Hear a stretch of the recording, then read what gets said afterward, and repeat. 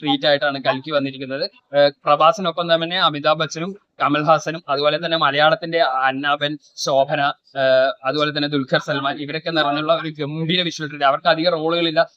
ശോഭനയ്ക്കാണ് കൂടുതൽ റോൾ വന്നിരിക്കുന്നത്. സെക്കൻഡ് പാർട്ടിൽ ഇവരുടെ പുരാണ കഥ പഴയ കാലം കാണിക്കുമ്പോഴാണ് ദുൽഖറിന്റെ ഒക്കെ എൻട്രി. അത് സെക്കൻഡ് പാർട്ടിൽ അത് കൂടുതൽ കാണിച്ച് കൂടുതൽ ഇവരുടെ സീനുകൾ ഉണ്ടായിരുന്നെങ്കിൽ മലയാളി പ്രേക്ഷകൻ എന്ന രീതിയിൽ നമുക്ക് കൂടുതൽ ഇഷ്ടപ്പെട്ടേനെ. പക്ഷെ എന്നിരുന്നാൽ തന്നെ ഇപ്പോഴുള്ള ലെവലിലാണെങ്കിലും കൽക്കി ഒരു മസ്റ്റ് തിയേറ്റർ വാച്ച് മൂവിയാണ്. പറ്റുമെങ്കിൽ 3D തന്നെ കാണാം. ഇവിടെ ഇപ്പോൾ 2D ആണ് കണ്ടത്.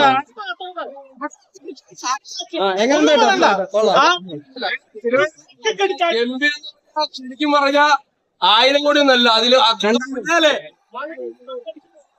ഗംഭീര പടം. സെക്കൻഡ് പാർട്ടിന് വെയിറ്റിംഗ്. കമലഹാസനെ അമിതാഭ് ബച്ചനൊക്കെ കാണുമ്പോണ്ടല്ലോ ഒരു രക്ഷയില്ല. ഇനി സെക്കൻഡ് പാർട്ടിൽ ആരൊക്കെ വേണം? സെക്കൻഡ് പാർട്ടിൽ ഇനി എനിക്ക് തോന്നുന്നു ഇന്ത്യൻ ഫിലിം എല്ലാവരും സെക്കൻഡ് പാർട്ടിലുണ്ടോ? എന്റെ ഫസ്റ്റ് സീൻ മഹാഭാരത യുദ്ധം കാണിക്കുന്നുണ്ട്. അത് ആദ്യത്തെ ഒരു 10 മിനിറ്റ് തകർത്തു. അത് കഴിഞ്ഞ ഇന്റർവ്യൂല് കഴിഞ്ഞ ഇന്ത്യൻ സിനിമ കണ്ടിട്ടില്ല.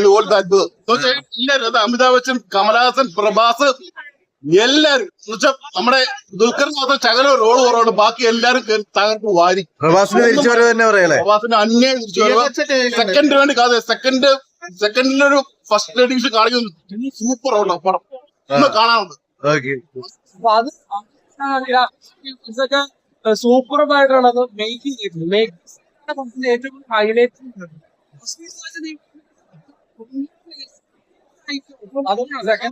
പ്രഭാസ് തിരിച്ചു വരവാണോ?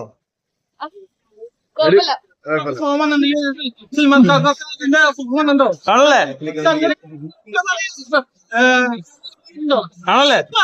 വേറെ പടമാണ്. ഇനിയിപ്പോ ഒരു പടം ലാലേട്ടന്റെ പടം അത് 2ാം ഭാവം അതങ്ങനെ ആവും. അതിൽ കുറച്ച്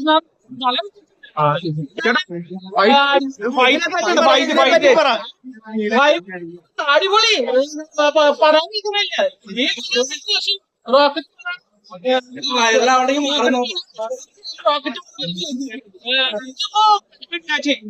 നമ്മള് അമിതാഭ് ബച്ചൻ ഹിന്ദി ഞങ്ങൾ എടുക്കല്ലോ. പക്ഷെ തമിഴ് ഈ ഞാൻ രക്ഷയില്ല. അതുപോലെ എടുക്കാച്ചി എന്ത് പടന്ന് പറയാ. ആകെ ഇങ്ങനെ തിരിക്കുന്നു റോക്കറ്റ് വന്ന പോലെ.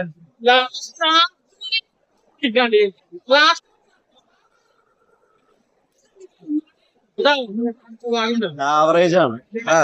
വലിയ സുഖമില്ല. എന്താണ് അങ്ങനെ പറയാൻ കാരണം?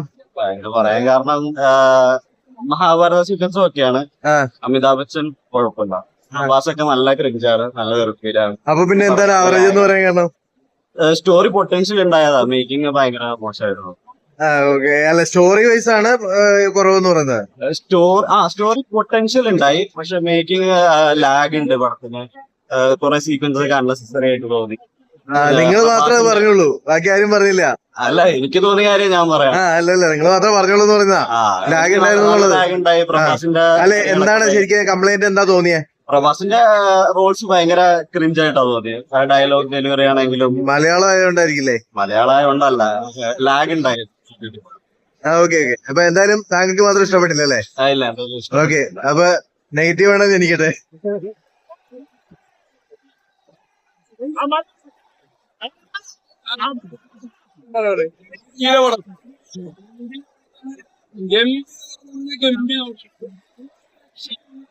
തിയേറ്ററിലെ ആരവം ഓരോ ആൾക്കാരെ കാണിക്കും. ഇതിൽ നമുക്ക് പറയാനുള്ള മലയാളികളും എല്ലാരും ഗംഭീരം.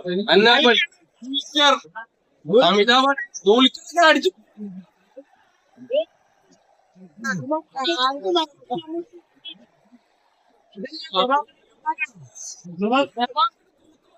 എന്ന് കാണിക്കുന്ന അടിച്ച് കസറിയിട്ടുണ്ട്.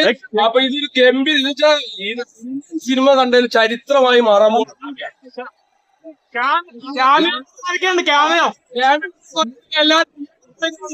എല്ലാരും തിയേറ്ററിൽ പോയി ദൃശ്യ വിസ്മയാണ് ചെയ്തിട്ടുള്ളത്. അപ്പൊ എല്ലാരും പോയി കാണാം. പ്രഭാസിന്റെ ഭയങ്കരമായിട്ടുള്ള പ്രഭാസിനെ കണ്ടിട്ട് നമ്മൾ വിളിക്കും. അപ്പൊ